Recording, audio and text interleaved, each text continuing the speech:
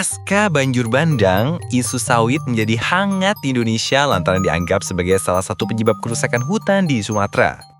Netizen pun ramai-ramai menyoroti sejumlah perusahaan sawit yang dianggap telah berkontribusi merusak hutan di Indonesia. Terlebih dengan temuan Wahana Lingkungan Hidup atau WALHI yang mengamini bahwa kerusakan hutan di Indonesia bukan hanya karena proses ilegal, namun juga legal atau telah mendapatkan restu dari negara. Ternyata, hanya selang sepekan sebelum banjir bandang menghantam Sumatera dan menewaskan hampir 1.000 orang, wacana pengembangan lahan sawit hingga 600.000 hektar sempat disuarakan pemerintah. Di muatkompas.com, pemerintah melalui Kementerian Pertanian atau Kementan akan memulai program ekstensifikasi atau pembukaan lahan baru untuk perkebunan kelapa sawit mulai tahun depan.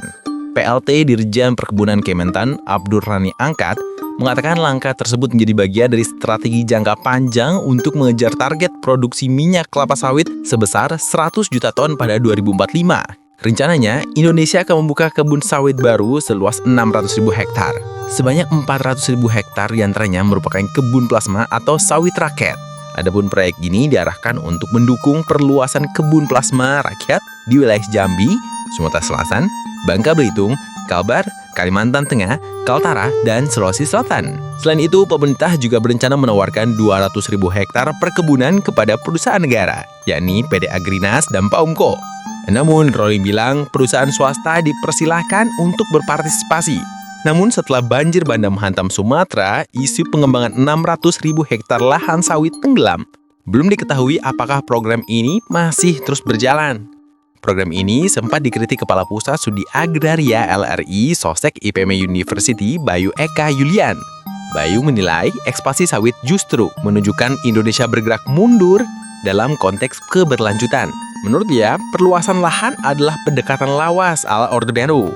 Bayu mempertanyakan urgensi membuka kebun sawit baru demi memenuhi permintaan pasar. Ia memperingatkan bahwa ekspansi kemungkinan besar akan masuk ke area penggunaan lain atau APL yang bisa memicu konflik dengan sektor lain seperti tambang, pertanian, perumahan, dan infrastruktur. Alih-alih memperluas lahan, Bayu menekankan pentingnya intensifikasi, terutama peningkatan produktivitas petani rakyat yang masih rendah karena belum menerapkan praktik Good Agricultural Practice atau GAP. Jangan lupa subscribe ya teman-teman untuk mendapatkan informasi terupdate setiap hari.